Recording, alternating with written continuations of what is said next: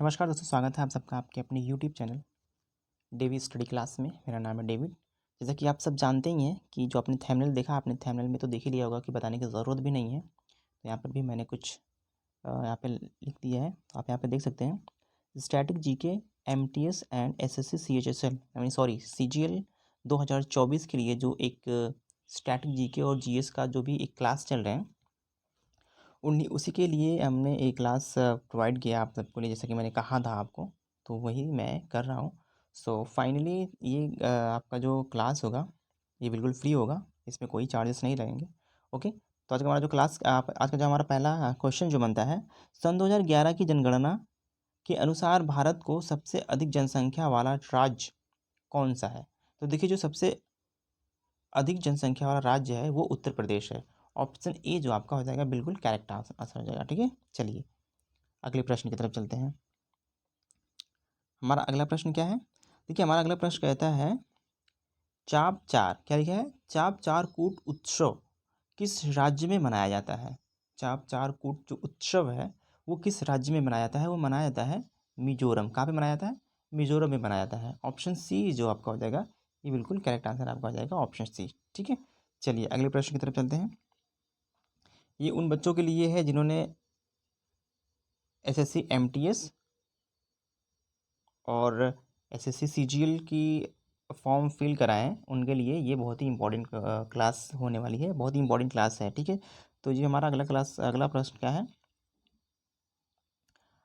भारत की जनगणना लिखा है, भारत की सन 2011 की जनगणना के अनुसार निम्नलिखित में से किस राज्य का जनसंख्या घनत्व 100 व्यक्तियों प्रति वर्ग किलोमीटर से कम था? बताइएगा। देखिए, जो वो था सिक्किम के, किसका था? सिक्किम, किसका? सिक्किम का था। ठीक है, थोड़ी सी हम डिटेल्स यहाँ पे देखते हैं। सन 2011 की जनगणना के अनुसार अरुणाचल प्रदेश की का जनसंख्या घनत्व केवल 17 व्यक्ति, मतलब 17 व्यक्ति प्रति वर्ग किलोमीटर था, और सिक्किम का था माइनस, जो था माइनस में 86, कितना था? 86 प्रति किलो वर्ग मीटर था। ठीक है, इसलिए मैंने इसको डिटेल्स को यहाँ पे ऐड कर दिया है ताकि आप लोगों को कोई परेशानी ना हो। ठीक है, चलिए अगली प्रश्न की तरफ चलते हैं। भावई किस लिखा है? भावई, भवई क्या लिखा है? भवई किस भारतीय राज्य की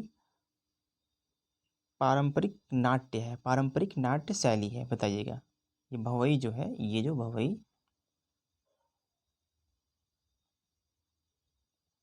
भवई ये है गुजरात। ऑप्शन ए जो हो जाएगा आपका गुजरात का हो जाएगा। ठीक है, चलिए चलिए अगले प्रश्न की तरफ चलते हैं। अगला क्वेश्चन क्या कहता है हमारा? गुरु बिपिन सिंह किस शास्त्रीय नृत्य शैली के लिए माने जाते थे?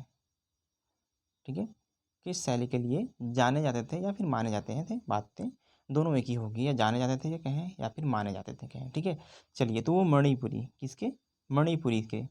चलिए अगले प्रश्न की तरफ चलते हैं। देखिए, सबसे बड़ा क्वेश्चन यहाँ पे दिख रहा है आपको। निम्नलिखित में से कौन सी उड़ीसा का पहला ओडिसी नृत्यांगना है जिन्होंने वर्ष सन 2000 में पद्म विभूषण सम्मान प्राप्त हुआ था? पद्म विभूषण जो था, पद्म विभूषण सम्मान प्राप्त हुआ था, वो कौन थी? केलुचरण महापात्र, केलुचरण महापात्र जो थी, इनको ही पद्म विभूषण से सम्मानित किया गया था सन 2000 में। ठीक है, और ये उड़ीसा की रहने वाली थी, ये भी ध्यान दीजिएगा आप लोग।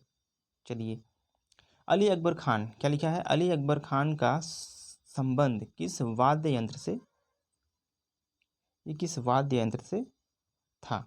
तो था वो सरोद। किसे था? सरोद।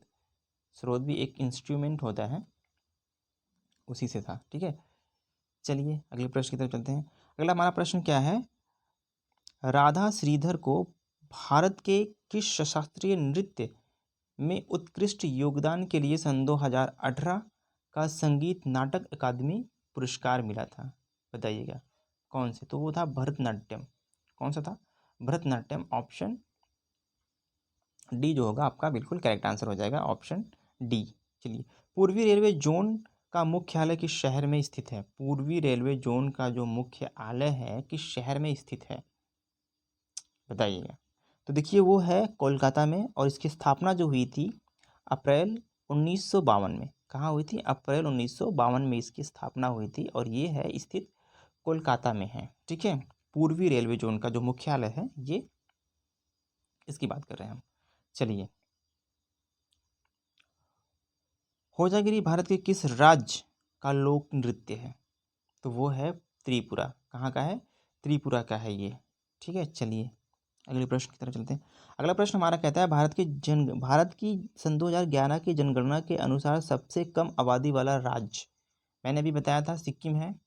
ठीक है, वहाँ पे घनत्व के बारे में पूछा था, यहाँ पे सिर्फ पूछ लिया है राज्य के बारे में, कम आबादी वाला। ठीक है, चलिए अगला प्रश्न क्या है, महावीर जयंती समानता किस माह को मनाई जाती है? देखिए वो अप्रैल में हर साल मनाई जाती है, और ये खास करके जो जैन धर्म के लोग होते हैं वो लोग मनाते हैं, और जैन धर्म का ये एक बहुत ही, जैन धर्म का जो है ये, जैन धर्म के लिए ये बहुत ही एक महत्वपूर्ण माना जाए कि त्योहारों में से एक है।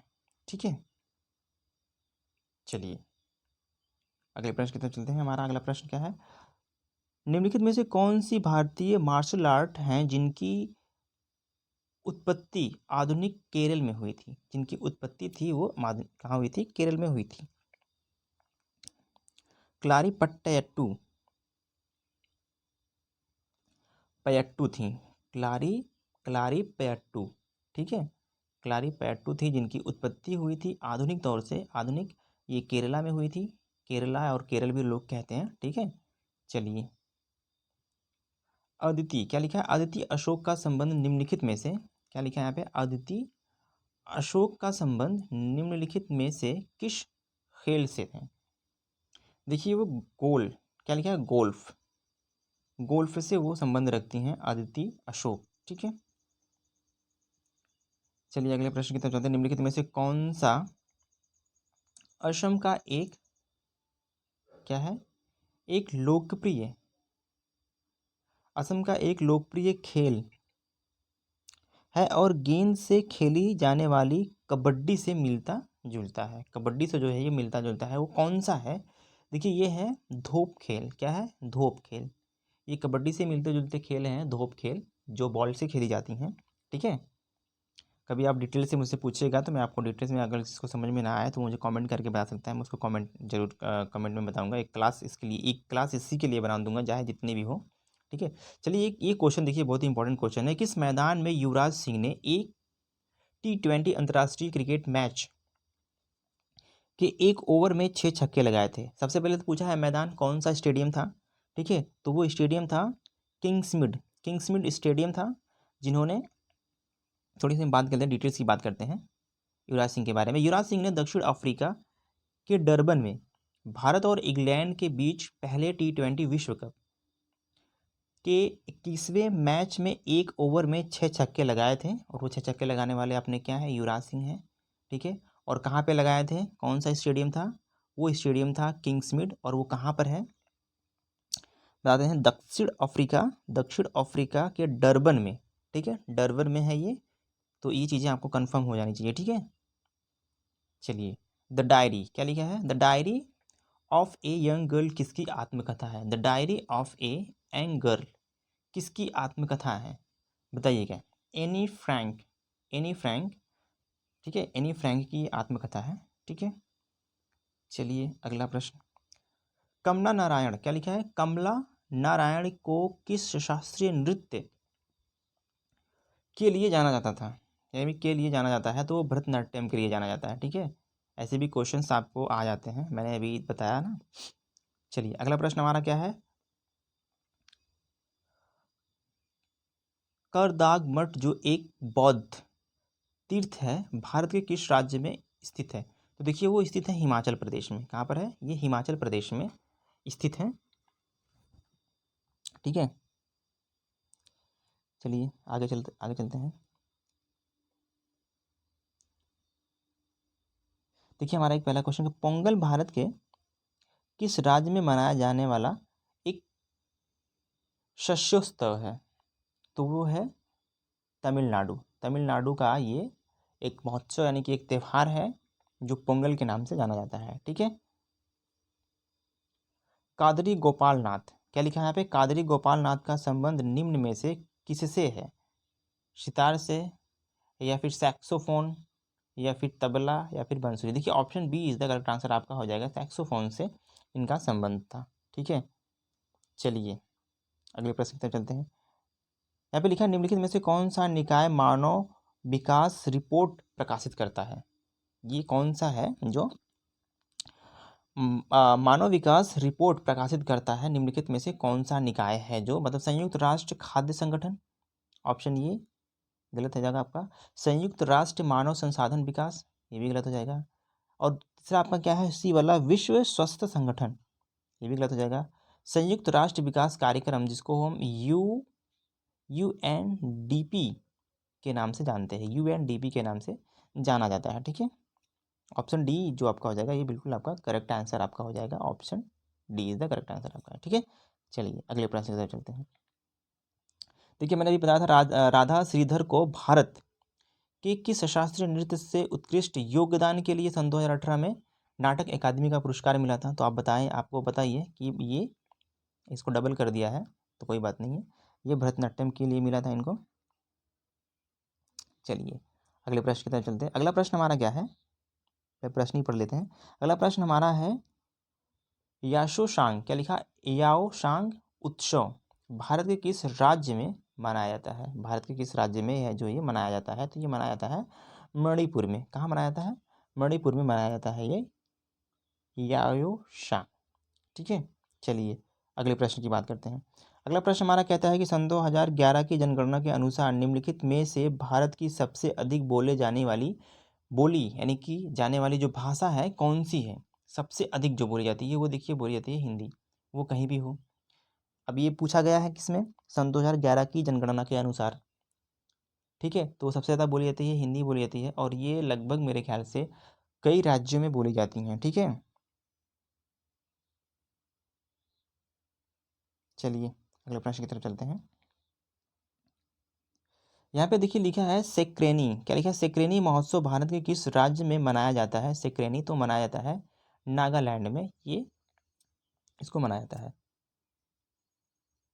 ओके।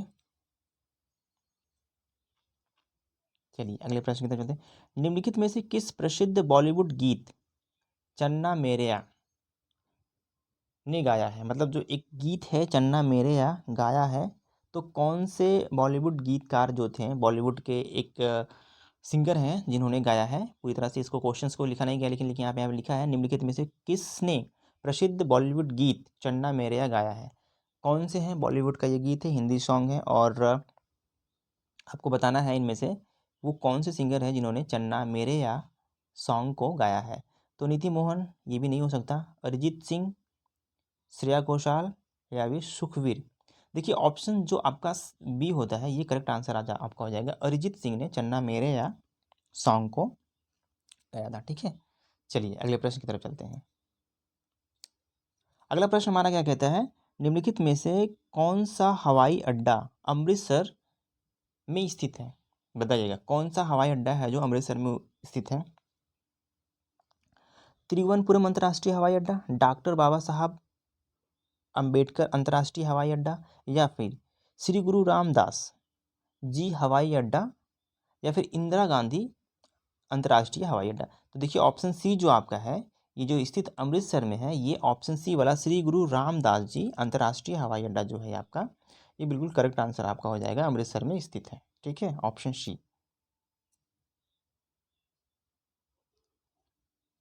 चलिए थोड़ा सा हमारा क्वेश्चन एक यहाँ पे रह जाता है, मतलब थोड़ा सा वो हो जाता है पीडीएफ में। कालबेलिया नृत्य, क्या लिखा है? कालबेलिया नृत्य शैली निम्नलिखित में से किस राज्य से संबंधित है? कालबेलिया जो है नृत्य में से कौन किस राज्य से संबंधित है? तो वो है राजस्थान। कहाँ से है? राजस्थान से। ऑप्शन सी जो आपका हो जाएगा बिल्कुल करेक्ट आंसर आपका हो जाएगा। और आपका एक और ऑप्शन जो आपका लास्ट क्वेश्चन आपका बनता है, जो यहाँ पे देखिए लिखा है 3 WOT, लिखा है क्या? 3 WTO का मुख्यालय कहाँ पर स्थित है, तो वो है जेनेवा में। कहाँ पर है? जेनेवा में। ठीक है, ऑप्शन बी जो आपका हो जाएगा जेनेवा, ये बिल्कुल आपका करेक्ट आंसर हो जाएगा। ठीक है, तो आप उनके लिए है जो एसएससी सीजीएल का फॉर्म फिल किए हैं, सॉरी हाँ सीजीएल का, एसएससी सीजीएल वाले भी इसको कर सकते हैं, और एसएससी एमटीएस वालों के लिए भी ये इम्पॉर्टेंट है। ठीक है, एमटीएस वालों के लिए भी ये ओके, ये एमटीएस वालों के लिए भी है। ठीक है, तो ये जो स्टैटिक जीके जीएस का जो ये क्लास था आज यहीं पे समाप्त होता है।